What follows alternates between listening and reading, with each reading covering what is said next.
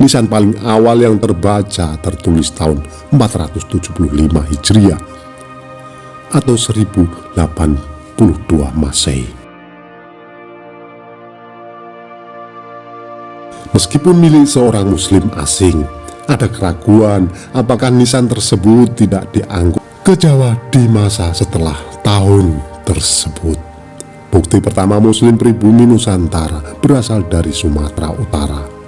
Marco Polo dalam perjalanan pulang dari Cina pada tahun 1992 melaporkan setidaknya satu kota muslim, dan bukti pertama tentang dinasti muslim adalah nisan tertanggal tahun 696 Hijriah atau 1297 Masehi dari Sultan Malaka Saleh, penguasa muslim pertama Kesultanan Sumatera Pasai. Sebelum melanjutkan nonton video ini, bagi yang suka dengan video-video kami, tolong bantu subscribe, like, komen, dan share. Bagi yang tidak suka, abaikan saja. Kami di sini tidak ada niat untuk menyudutkan orang-orang yang terlibat. Kami di sini tidak mengurangi atau menambah isi sumber untuk menjaga otentisitas sumber. Kami di sini hanya mengulang sejarah-sejarah yang sudah ada.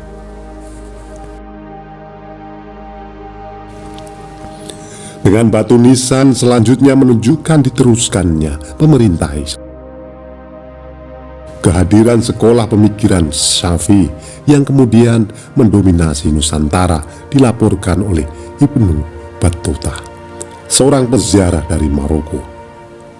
Tahun 1346 dalam catatan perjalanan Ibnu Battuta menulis bahwa penguasa Samudra Pasai adalah seorang muslim yang melakukan kewajiban agamanya sekuat tenaga. Mazhab yang digunakan adalah Imam Syafi'i dengan kebiasaan yang sama ia lihat di India. Menurut wilayah, pada awalnya sejarawan meyakini bahwa Islam menyebar di masyarakat Nusantara dengan cara yang umumnya berlangsung damai. Dan dari abad ke-14 sampai akhir abad ke-19, Nusantara melihat hampir tidak ada aktivitas misionaris Islam terorganisir. Namun klaim ini kemudian dibantah oleh temuan sejarawan bahwa beberapa bagian dari Jawa, seperti suku Sunda di Jawa Barat dan kerajaan Majapahit di Jawa Timur, ditaklukkan oleh Muslim Jawa dari Kesultanan Demak. Kerajaan Hindu-Buddha Sunda Pajajaran ditaklukkan oleh kaum Muslim di abad ke-16. Sedangkan bagian pesisir Muslim dan pedalaman Jawa Timur, Hindu-Buddha sering berperang. Pendiri Kesultanan Aceh, Ali Mughayat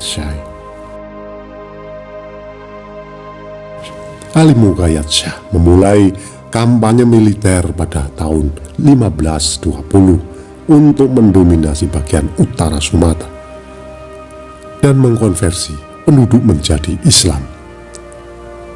Penyebaran terorganisir Islam juga terbukti dengan adanya Wali Songo atau Wali Sembilan yang diakui mempunyai andil besar dalam Islamisasi Nusantara secara sistematis selama periode ini. Di Malaka didirikan sekitar awal abad 10. Negara perdagangan Melayu Kesultanan Melaka, sekarang bagian Malaysia, didirikan oleh Sultan Parameswara, adalah sebagai pusat perdagangan paling penting di Kepulauan Asia Tenggara.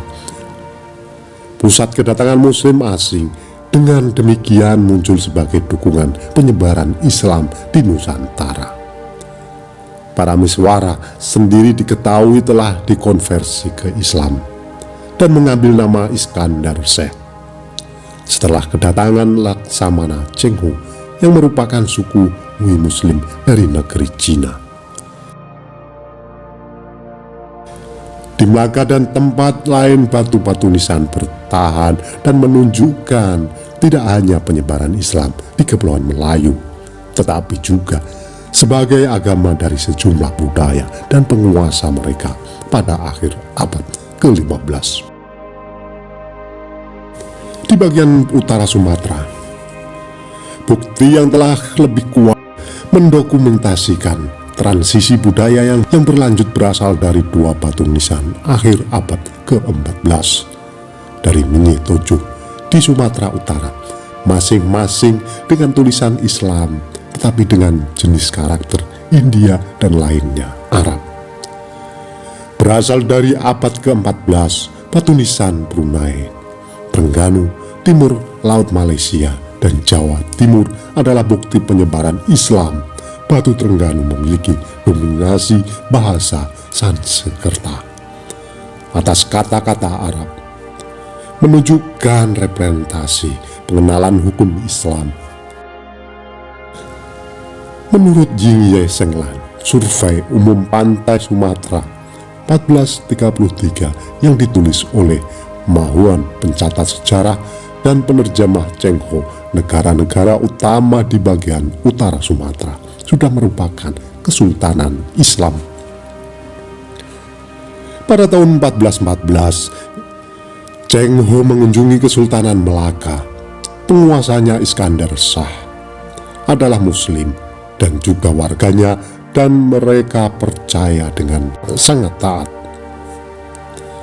Di kampung Pande, Banda Aceh, terdapat batu nisan Sultan Firman Shah, cucu dari Sultan Johan Shah, yang memiliki sebuah prasasti yang menyatakan bahwa Banda Aceh adalah ibu kota Kesultanan Aceh Darussalam, dan bahwa kota itu didirikan pada hari Jumat 1 Ramadan 22 April 1205 oleh Sultan Johan Shah setelah ia menaklukkan kerajaan Hindu-Buddha Indra Purba yang beribu kota di Bandar Lamuri. Pembentukan kerajaan-kerajaan Islam lebih lanjut di bagian utara Pulau Sumatera didokumentasikan oleh kuburan-kuburan akhir abad ke-15 dan ke-16, termasuk Sultan pertama dan kedua Kesultanan Pedir, sekarang Pidi, Muzaffar Shah. Dimakamkan tahun 902 Hijriah 1497 Masehi, dan Ma'ruf Shah dimakamkan tahun 917 Hijriah atau 1511 Masehi. Kesultanan Aceh didirikan pada awal abad 16 dan kemudian akan menjadi negara yang paling kuat di utara Pulau Sumatera dan salah satu yang paling kuat di seluruh Kepulauan Melayu. Sultan pertama Kesultanan Aceh adalah Ali Muhayyab Shah yang nisannya bertanggal tahun 936 Hijriah atau 1530 Masehi. Pada 1520, Ali Muhayyab Shah memulai kampanye militer untuk mendominasi bagian utara Sumatera. Dia melakukan daya dan mengonversi orang-orangnya ke Islam. Penaklukannya berlanjut ke bawah pantai timur seperti Pidi dan Pasai, menggabungkan beberapa daerah penghasil emas dan lada. Penambahan daerah-daerah tersebut akhirnya menyebabkan ketegangan internal dalam Kesultanan Aceh. Karena kekuatan Aceh adalah sebagai bandar perdagangan, yang kepentingan ekonomi berbeda dari wilayah-wilayah bandar produksi. Bukti ahli pengobatan Portugis Tempeers yang mendokumentasikan pengamatan atas Jawa dan Sumatera dari kunjungan tahun 1512 sampai 1515 dianggap salah satu sumber yang paling penting tentang penyebaran Islam di Nusantara. Pada saat tersebut, menurut Peers, kebanyakan raja di Sumatera adalah Muslim, dari Aceh dan ke selatan sepanjang pantai timur ke Palembang. Para penguasa adalah Muslim, sementara sisi selatan Palembang dan di sekitar ujung selatan Sumatera dan ke pantai barat sebagian besar bukan. Di kerajaan lain Sumatera seperti Pasai dan Minangkabau, penguasanya adalah Muslim, meskipun pada tahap itu warga mereka dan orang-orang tetangga bukan. Bagaimanapun dilaporkan oleh Pierce bahwa agama Islam telah memperoleh penganut baru. Setelah kedatangan rombongan kolonial Portugis dan ketegangan yang mengikuti tentang kekuasaan atas perdagangan rempah-rempah, Sultan Aceh Alauddin Al-Qahar 1539 sampai 1571 mengirimkan dutanya ke Kesultanan Utsmaniyah Sulaiman 1 tahun 1564 meminta dukungan Utsmaniyah melawan kekaisaran Portugis. Dinasti Utsmani kemudian dikirim ke Laksamana mereka, yang kemudian berlayar dengan kekuatan 22 kapal membawa tentara, peralatan militer, dan perlengkapan lainnya. Menurut laporan yang ditulis oleh Laksamana Portugis Fernão Mendes Pinto, armada Utsmaniyah yang pertama kali tiba di Aceh terdiri dari beberapa orang Turki dan kebanyakan Muslim dari pelabuhan Samudra Hindia. Bersambung, nantikan video yang selanjutnya.